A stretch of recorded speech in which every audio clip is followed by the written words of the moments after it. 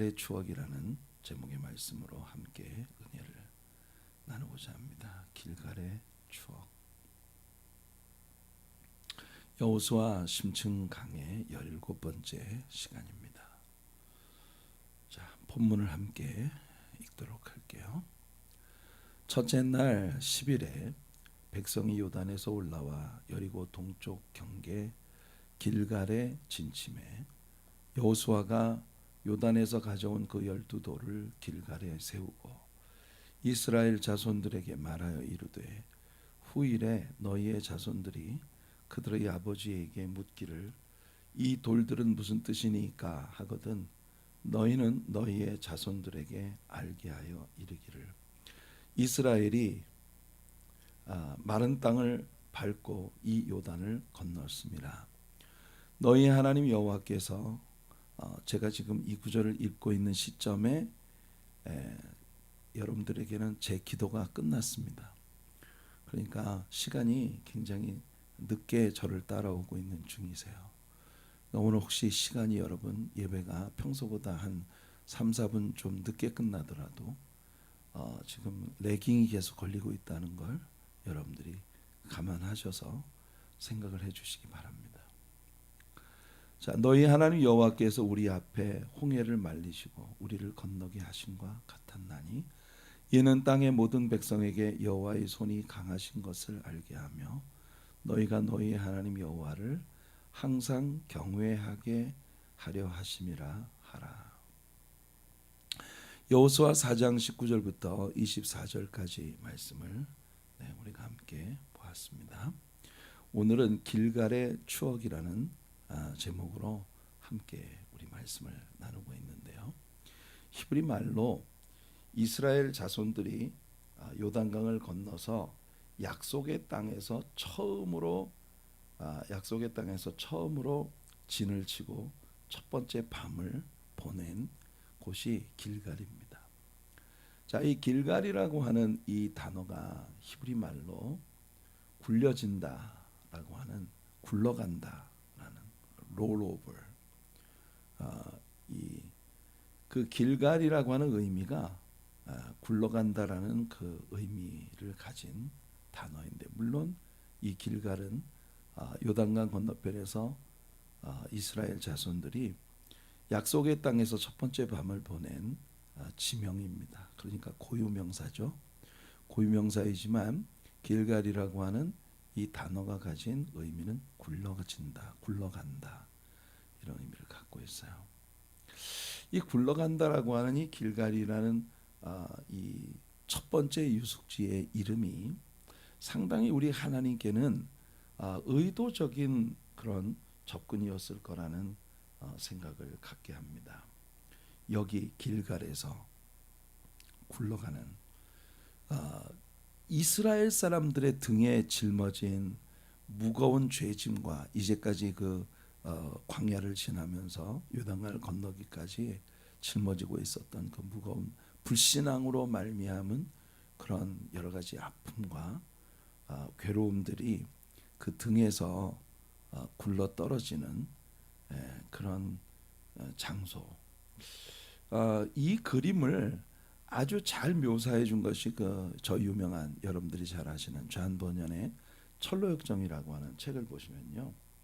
철로역정이라는 그 책에서 장망성을 떠나서 천성까지 가는 이 기독도의 여정 속에 이 기독도 크리스천이라는 사람이 만나게 되는 모든 지명들, 모든 어떤 그 지형적 특징들 이런 것이 다 성경적인 개념이 다 반영되어진 그런 도시 이름들이고 그렇습니다. 그러니까 이 장망성, 이 인간이 죄로 말미암아 죽을 수밖에 없는 그런 멸망의 도시, 사망의 도시, 장차 멸망하게 될 도시. 이 장망성에서부터 이 기독도가 전도를 받아서 천성을 향한 여행을 출발을 하는데 이 사람이 등에 무거운 짐을 지고 나왔어요. 이 기독도가 여러 가지 방법을 동원해서 이 짐을 좀 벗어보려고 막 그 짐을 막 떨쳐보려고 막 오만 짓을 다 하지만 실패를 합니다. 그런데 그 등에 있던 무거운 짐이 어디서 벗겨지느냐 하면 바로 십자가 앞에, 예수님의 십자가 앞에 나아갔을 때 예수님의 십자가를 바라보는 순간 그 등에서 그 무거운 짐이 벗어져서 길갈이라고 하는 그런 이 구덩이 속으로 굴러 떨어지는 그런 장면이 나옵니다. 거기가 길갈이에요. 굴러간다 이런 의미는, 굴러간다는 게 무슨 뜻이냐면은 등에 짊어지고 있었던 죄악의 보따리가 우리가 가지고 있었던 인생의 모든 고민과 아픔의 보따리가 바로 이 길간에서 다 우리 등에서 굴러 떨어져 버린다.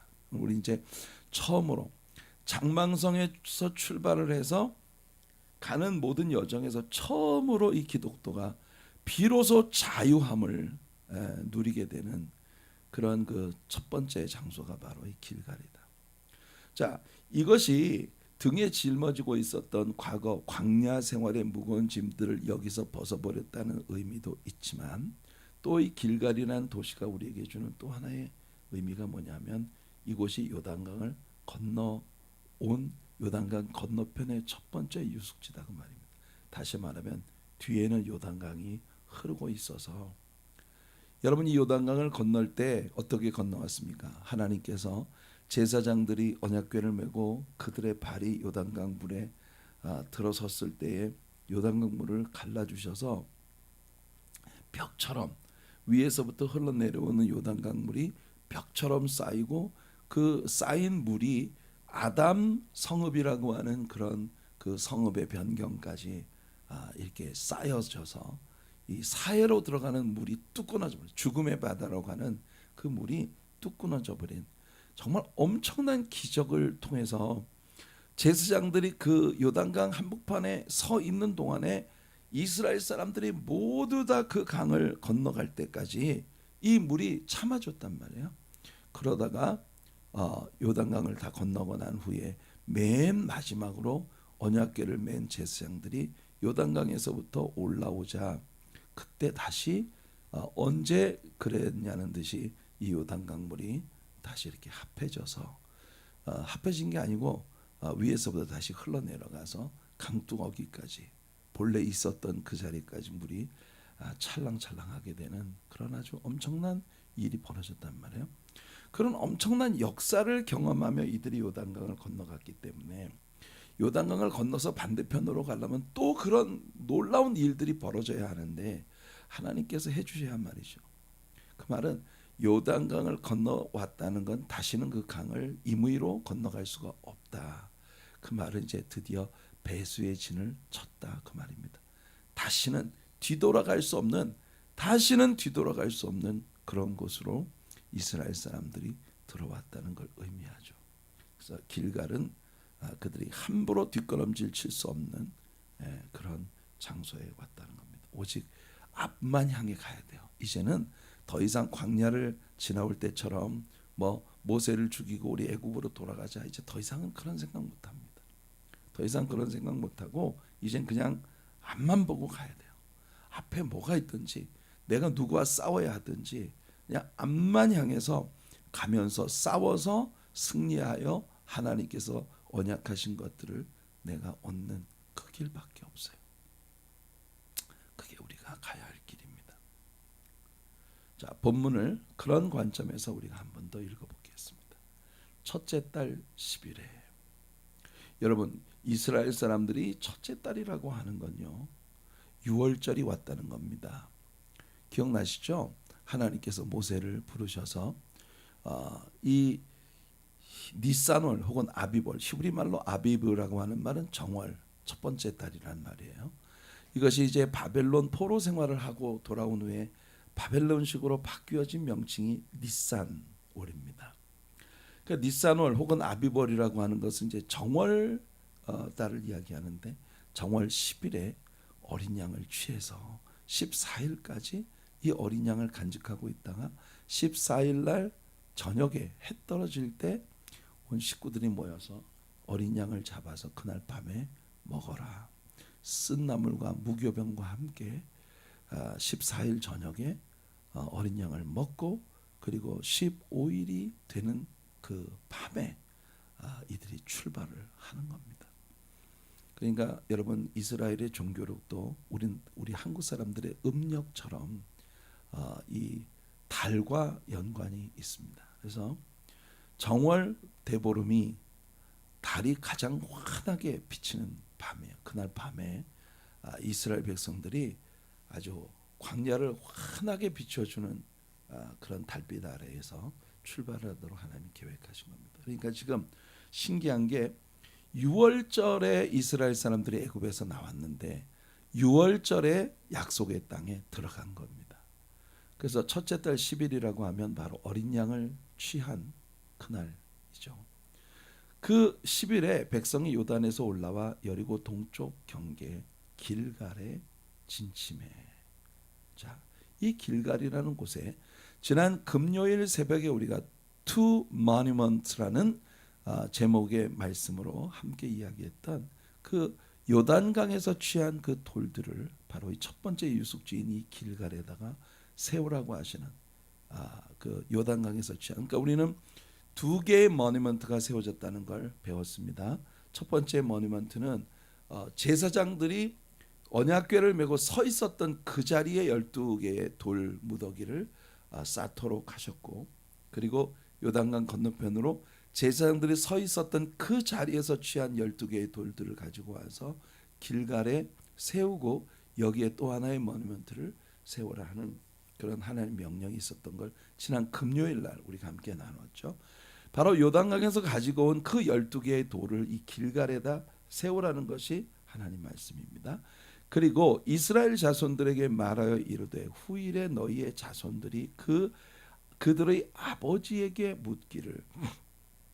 여기서 우리는요 하나님께서 다가올 다음 세대들에 대한 신앙 교육을 그 아비들에게 책임을 맡겼다라고 하는 걸 우리가 여기서 볼 수 있습니다. 아버지들에게 너희 자손들이 너희들에게 와서 이 돌들이 무슨 뜻입니까?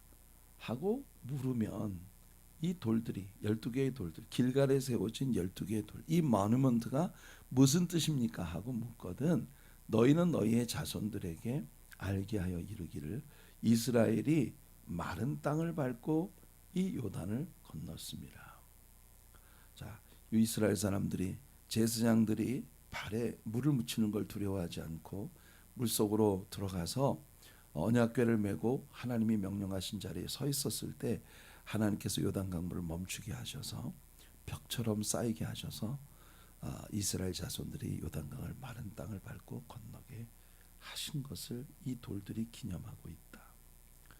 자, 그게 여러분 바로 우리가 우리의 자녀들이 우리의 삶을 보며 우리의 삶에 여기저기에 간직되어진 모누먼트들을 발견할 수 있는 그런 삶, 이것이 우리가 추구해야 하는 삶이라고 하는 걸 우리가 지난 투 모니먼트라고 하는 금요일 새벽 예배의 말씀을 통해서 함께 나눈 바 있습니다.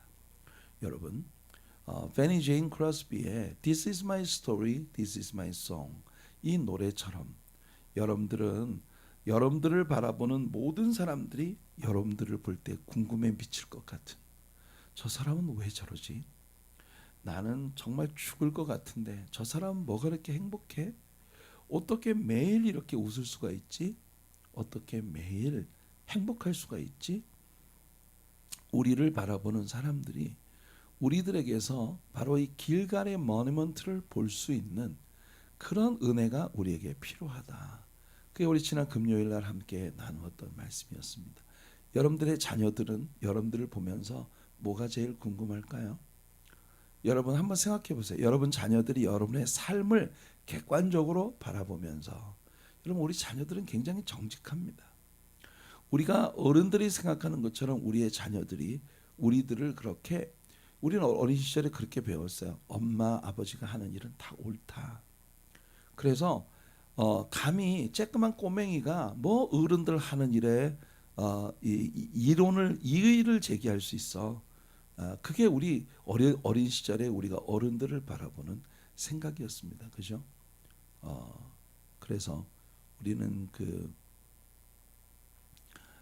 스승님의 그림자도 밟으면 안 되는 그와 마찬가지로 스승님과 우리 부모님은 같은 개념을 갖는 그런 존재들이다. 우리 어린 시절을 그렇게 보내왔거든요. 그러나 지금 아이들은 그렇지 않습니다. 보는 대로 말하고 이상하게 느껴지면 부모들에게 이의를 제기할 수 있는 그런 세대이죠. 우리 자녀들이 어른, 부모로서의 여러분들의 모습 속에서는 뭘 보나요? 엄마는 왜 그렇게 기도를 많이 해? 혹시 그것이 여러분들의 삶을 향한 여러분의 자녀들의 궁금증일까요? 엄마는 성경책이 그렇게 재미있어? 아빠는 그렇게 사업을 하고 굉장히 피곤하고 힘든데 꼭 집에 돌아오면 식탁에 앉아서 우리들에게 이렇게 성경 이야기를 들려주고 싶어? 피곤하지 않아? 아빠의 삶 속에 있는 그렇게 남자가 이게 정말 세상적인 그런 무거운 일들을 하면서도 집에 들어오면 늘 성경을 펼쳐놓고 성경을 묵상하고 그 속에서 하나님의 음성을 듣고 여러분들의 자녀들이 여러분들을 보면서 아빠의 삶은 왜 그래요? 성경이 그렇게 재밌어요? 이런 걸 여러분들에게 물을 수 있는 그런 삶인가? 만일 여러분들이 자녀들이 보는 앞에서 매일 TV만 틀어놓고 TV 앞에 앉아 계시다면 여러분들의 자녀들은 여러분들에게 계속 연예인들의 뒷이야기, 무슨 연속극의 다음 이야기 이런 걸 여러분들에게 묻겠죠. 여러분들이 만일 세상 친구들과 어울려서 세상적인 일에 연루된 것으로 시간을 보낸다면 여러분들의 자녀들은 여러분들에게서 늘 그런 부분에 대한 것들을 묻고 싶을 것입니다. 근데 여러분들이 여러분들의 생애 속에서 여러분들의 자녀들에게 늘 하나님은 나의 삶의 리얼리티이시다 라고 하는 걸 느끼게 해주는 그런 교육, 이게 필요하다는 거예요. 여러분 자녀들이 막 신경질을 내고 막 나쁜 짓을 하면 에이 하나님이 다 보고 계시고 하나님이 다 보셨겠다. 에휴 창피해. 이렇게 자녀들에게 하나님이 우리의 삶에 실존하고 계시는 리얼리티시라는 것을 우리 자녀들에게 알려줄 수 있는 그런 삶이 우리에게 필요하다는 거예요. 그래서 여러분 기억나십니까? 신명기에서 우리가 배웠던 The Great Shema. 이 하나님께서 신명기 6장 4절 이하에 들으라 이스라엘아 이스라엘은 여호와는 오직 하나이신 여호와시니 너희는 마음을 다하고 뜻을 다하고 성품을 다하여 주 너희 하나님을 사랑하라. 그리고 이어지는 말씀이 오늘 내가 내게 명하는 이 말씀을 너는 우선 첫째 네가 먼저 마음에 새기고 이게 이스라엘 백성에게 주시는 하나님의 말씀입니다. 내가 너에게 주는 이 쉐마 이 말씀을 먼저 네가 마음에 새기고 그리고 그 다음에는 너희 자녀에게 부지런히 가르쳐라. 예?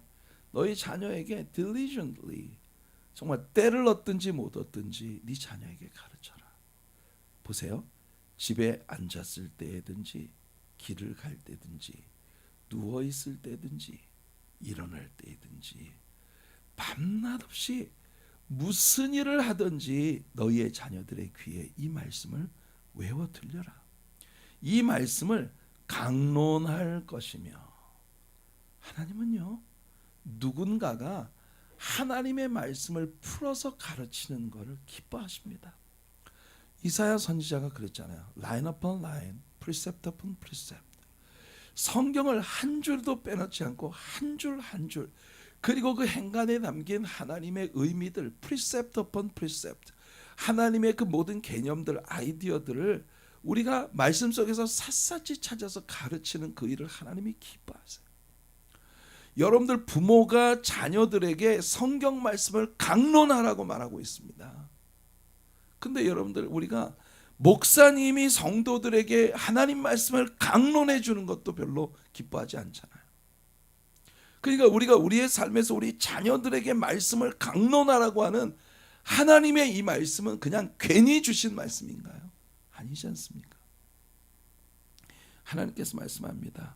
너는 또 그것을 내 손목에 매라 그랬어요. 하나님 말씀을 기록을 해서 그걸 손목에 매라. 내 미간에 붙여라. 내 미간에 붙여서 표식을 삼고 또 내 집 문설주와 바깥 문에 기록할지니라. 이렇게까지 우리들의 삶이 하나님의 말씀으로 충만한 삶이 되도록 하라는 겁니다. 그럴 때 우리 자녀들은 말씀에 대한 궁금한 걸 엄마 아빠한테 다 묻게 된다는 거예요. 그것이 우리가 우리의 자녀들에게 하나님의 말씀과 우리들이 가진 신앙을 가르쳐야 할 의무에 대해 하나님께서 주신 말씀이에요. 자, 그리고 나서 우리의 삶은요, 더욱 다이나믹하게, 우리의 삶이 더욱 다이나믹하게 되도록 만들어 주는 것이 바로 우리들의 이런 모니먼트, 길갈에 세워진 모니먼트가 우리의 삶을 더 다이나믹하게 만들어주는 것이 된다는 거 하나님 말씀이에요. 자, 본문에 남아있는 부분을 다시 봅시다. 너희 하나님 여호와께서 요단 물을 너희 앞에서 마르게 하사 너희를 건너게 하신 것, 이게 길갈의 추억이에요. 길갈에 세워진 12개의 돌들이 우리로 하여금 추억하게 만드는 게 뭐냐? 우리의 살아계신 여호와 하나님께서 우리 가운데 계셔서 우리로 하여금 요단 강물을 완전히 메마른 땅으로 건너가게 해주셨다.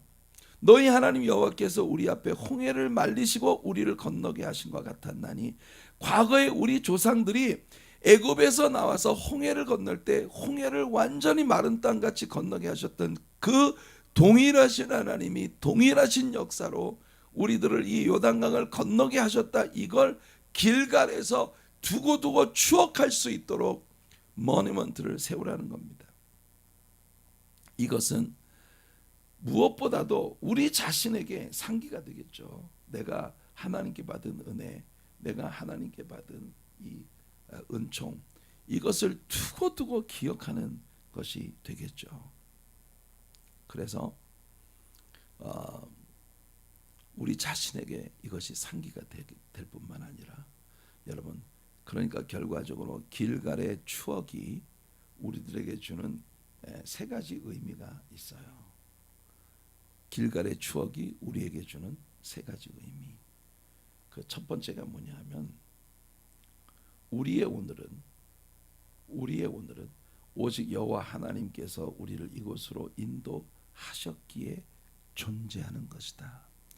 길갈의 모니먼트를 볼 때마다 우리가 추억하게 되는 첫 번째 진리는 뭐냐? 우리의 오늘은 우리 하나님 여호와께서 우리를 이곳으로 인도하셨기 때문에 존재할 수 있는 시간이다. 이 말은 우리에게 무엇을 말하냐? 여러분, 요단을 건넌 감동은 말로 표현하기 어려웠겠죠. 하지만 요단강 건너편의 땅에서 어찌 좋은 일만 우리를 기다리고 있겠습니까? 많은 때에 여러분이 길갈에서 그들의 등에 무거운 짐이 굴러 떨어졌다 해도 또다시 이 약속의 땅에서 우리의 등에 짊어지게 되어질 무거운 짐들이 얼마나 많겠어요. 우리 인생에 그런 고비가 올 때마다 우리는 생각해야 됩니다. 여러분, 우리는 되게 많은 때에 고생 없는 삶을 기대합니다. 그러나 여러분, 도전이 없고 고생이 없는 삶이 우리에게 다가온다면 그게 언제냐? 우리가 죽는 시간이에요. 우리가 이 세상에서 우리 인생을 끝낼 때, 그때는 더 이상 도전도 고생도 없는 삶이 돼요. 그러나 우리가 이 세상에서 코로 호흡하는 시간까지는요, 끊임없이 우리가 뭔가를 새롭게 결정하고 도전하고, 그리고 고생을 감수하면서 이 길을 가야 하는 많은 일들이 우리를 기다리고 있어요. 그러니까 그때마다 우리는 생각해야 됩니다. 나를 여기까지 데려오신 건 하나님의 은혜였어. 오늘 아침 우리가 왜 모든 것이 은혜라고 하는 찬양을 부를 수밖에 없었는지, 그 이유를 바로 길갈의 추억이 우리에게 보여주는 첫 번째 의미를 통해 배웁니다. 내가 태어나 살아가는 것, 어린아이 시절과 어른이 되어진 지금까지 봄의 꽃향기와 가을의 열매, 세월이 흘러가고 시간이 지나가는 이 모든 것들 속에서 우리가 살아가는 오늘이 존재하는 건 하나님의 은혜다. 그러니까 꼭 기억하세요. 지금 비록 여러분들의 생이 고생스럽고 힘이 들더라도 오늘 여기까지 온 게 다 주님의 은혜다. 이걸 길갈의 추억이 우리에게 일깨워 주는 겁니다. 길갈의 추억이 우리들에게 가르쳐주는 두 번째 진리는 뭐냐? 내 인생에 나타나는 여호와의 손이 강하시다는 걸 내 주변에 있는 모든 사람들이 알게 만들어주는 거예요. 아까 이야기했죠. 길갈의 추억은 바로 우리의 자녀들에게 끊임없이 부모된 우리들의 삶을 보며 궁금증을 갖게 만들어줘요. 우리 아빠의 삶에는 기도가 왜 저렇게 중요할까? 우리 엄마의 삶에는 말씀을 묵상하고 공부하는 일이 왜 저렇게 중요할까? 이렇게 어렵고 힘든데, 물질적으로는 이렇게 어렵고 힘든데 우리 엄마 아빠는 왜 그렇게 하나님께 갖다 바치는 게 즐거울까? 우리가 어린 시절 우리의 믿음의 선조들이, 믿음의 선배들이 행했던 그와 같은 영웅적인 믿음의 역사는 우리들 모두에게 굉장히 큰 교훈이 됐어요. 근데 우리는 우리의 다음 세대들에게 그런 신앙의 아름다운 그림을 보여주지 못하고 있습니다. 애들 듣는 데서 시간만 나면 교회 비평하고 목사님 비판하고, 틈만 나면 애들 듣는 데서, 그러니까 여러분들 자녀들이 여러분들을 보면서 궁금한 게 그래요. 아니 엄마는 저렇게 교회 다니고 목사님이 그렇게 싫다며 왜 그렇게 교회를 다녀? 이게 여러분들의 자녀들의 마음속에 일어나는 궁금증이 되면, 식당에 가가지고 음식을 먹다 보면 옆에 테이블에 사람들이 이야기하는 속에 항상 교회 이야기가 있고 목사님들 이야기가 있어요. 우리는 우리의 자녀들에게, 우리의 뒤에 오는 세대들에게 좋은 유산을 나눠주지 못하고 있는 부끄러운 세대들입니다. 그러니까 지금부터라도 우리는 이 길갈의 추억을 가져야겠다. 여러분, 이 길갈에서 하나님과 내가 함께하는 삶의 아름다운 추억의 징표들이 나를 바라보는 모든 사람들에게 그걸 알고 싶어하는 궁금증을 유발시키는, 그래서 나를 보는 모든 사람들이 야, 저 사람의 생애는 하나님의 강력한 손길이 함께하는 삶이야 라고 하는 걸 깨닫게 되어지는 그런 은혜가 있었으면 좋겠다는 겁니다. 사도행전 1장 4절과 5절에 보면 예수님이 제자들에게 이런 말씀하셨어요. 사도와 함께 모이사 그들에게 분부하여 이르시되 예루살렘을 떠나지 말고 내게서 들은 바 아버지께서 약속하신 것을 기다려라. 약속한 게 뭐예요? 요한은 물로 세례를 베풀었으나 너희는 몇 날이 못되어 성령으로 세례를 받으리라. 너희가 성령으로 세례를 받게 되는 그 일을 기다리라는 거예요. 성령 세례를 받을 때까지 기다려라. 예루살렘 떠나지 말아라. 이 말을요 좀 더 쉽게 이야기하면 니네들이 뭘 하겠다고 덤비지 말아라. 너희들이 뭘 좀 하겠다고, 뭘 좀 역사를 이루겠다고 덤비지 말아라. 먼저 기다려라. 뭘 기다려? 너희들이 충만해지기를 기다려라. 위로부터 충만해지고 난 다음에 내 안에 넘쳐 흐르는 충만함이 이거 안 하면 미칠 것 같이 만들어주는 감동이 내게서 흘러넘칠 때 나에게 오버플로잉 되어지는 그 은혜가 예루살렘과 온 유대와 사마리아와 땅끝까지 이르러 흘러넘치게 되는 그날이 올 때까지, 그러니까 여러분 기억하세요. 여러분들 먼저 받아야 합니다. 여러분들이 예배를 통해서 먼저 받아야 합니다. 여러분들의 교회 생활이 여러분들에게 행복하게 뭔가를 채워 넣는 시간이 되도록 그렇게 하셔야 합니다. 내가 받지도 못했는데 뭘 가서 하겠다고 덤빌 때 우리는요 내 안에서 이게 우선 첫째 너무 빨리 고갈되어 버려요. 그리고 둘째는 우리가 가서 역사를 하는 동기가 불순해집니다.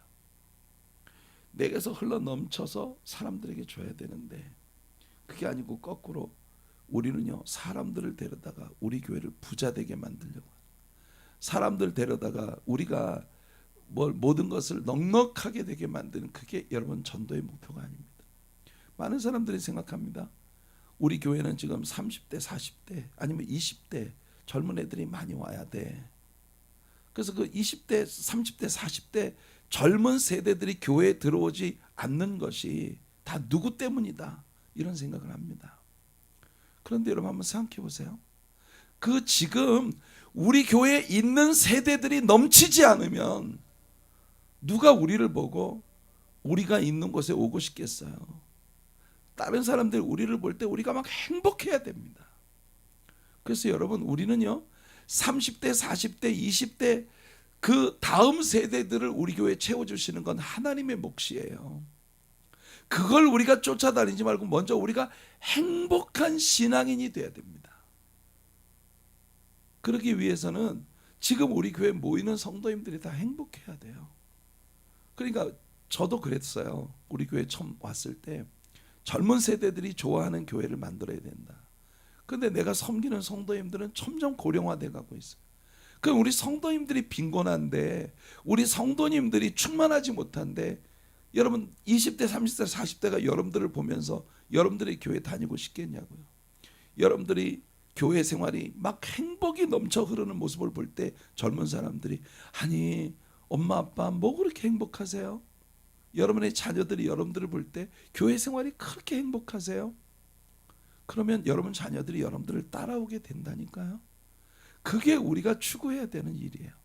근데 사실 거꾸로 놓고 보면 여러분들이 우리 교회가 젊은 세대들이 들어오는 문화를 가져야 된다고 말하지만 우리가 조금 젊은 세대들이 추구하는 쪽으로 이렇게 방향을 선회하면 여러분들 불편하시잖아요.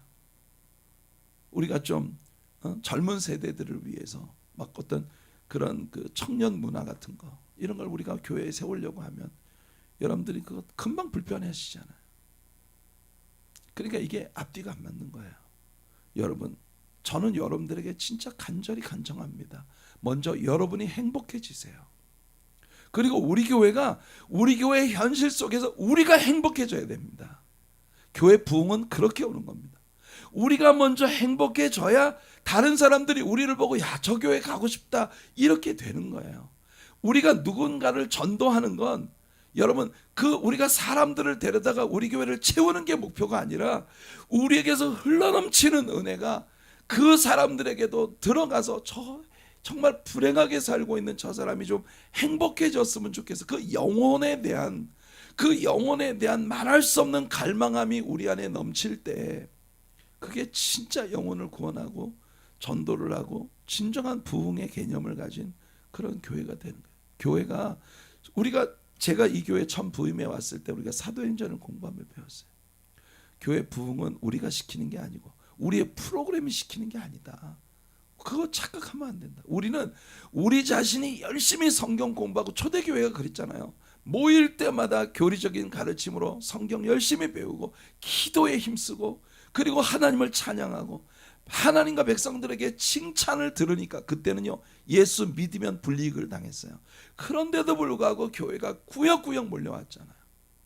이 기적을 우리도 경험할 수 있는 그런 교회가 되기를 원합니다.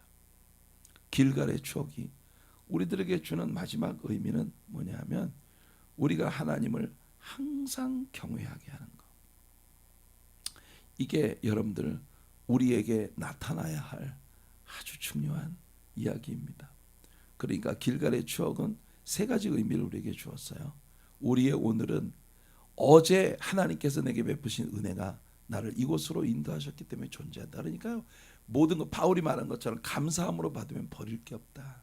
지금 내 현실이 행복해져야 됩니다.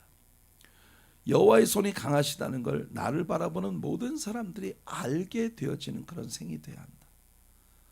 그리고 이런 모든 일들을 통해 결국은 우리에게 오는 영적 유익이 뭐냐면 우리가 하나님을 항상 경외하는 삶을 살아가는 겁니다. 우리의 생이 늘 주님을 경외하는 삶으로 채워질 때 골로새 3장 17절에서 말합니다. 바울은 무엇을 하든지 말에나 일에나 다 주 예수의 이름으로 하고 그를 힘입어 하나님 아버지께 감사하라. 이 은혜가 우리들에게 넘치게 되기를 바랍니다. 오늘 적용 말씀이에요. 베드로전서 2장 12절입니다. 너희가 이방인 중에서 행실을 선하게 가져 너희를 악행한다고 비방하는 자들. 여러분 오늘의 크리스티아니티는 믿음이 없는 세상 사람들에게 아주 악한 자들이라고 그렇게 비난을 받는 세상이에요. 그러나 그 사람들이 우리를 도저히 비난할 수 없는 크리스찬들이 되자. 뭐를 통해서? 너희의 선한 일을 보고 여러분들의 믿음의 동기가 선해지고 교회에서 여러분들 행하는 모든 역사의 동기가 선해지고 주님이 오시는 그날에 하나님께 영광을 돌릴 수 있는 그런 삶들로 우리가 변화된다면 여러분 우리는요 오늘 크리스티아니티를 기독교 신앙을 비평하고 비난하는 모든 세상 사람들 앞에서 우리를 비난할 말이 없어지는 그런 사람들이 되게 만들자. 이게 길갈에 모니먼트를 세우라고 하신 하나님의 뜻이라는 게